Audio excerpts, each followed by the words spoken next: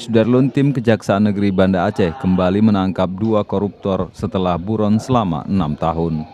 Keduanya adalah Ari Setiawan dan Kismunadi selaku konsultan pengawas proyek pembangunan tanggul air asin Lampulau Banda Aceh dengan kerugian negara 748 juta rupiah dari pagu anggaran 2,3 miliar rupiah yang bersumber dari APBN 2005. Kepala Kejari Banda Aceh Husni Tamrin SH dalam konferensi pers Jumat mengatakan kedua terpidana ditangkap Rabu 22 Februari di Depok, Jawa Barat dan di Pekalongan, Jawa Tengah. Dari Kejaksaan Negeri Banda Aceh barusan saja melakukan membawa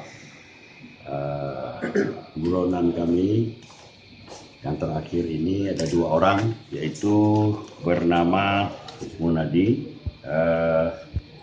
Itu sesuai dengan putusan Mahkamah Agung RI nomor 600K garing Pitsus garing 2009 tanggal 7 bulan 7 2009. Yang kedua yaitu Ari Setiawan, itu dengan putusan Mahkamah Agung yang sama.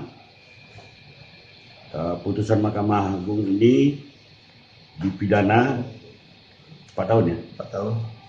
Masing-masing 4 tahun. Denda 200 juta, subsidiar 6 bulan penjara. Terpidana diinapkan di Lembaga Permasyarakatan Banda Aceh di kawasan Lambaru, Aceh Besar. Dari Banda Aceh, Mas Rizal, Serambion TV.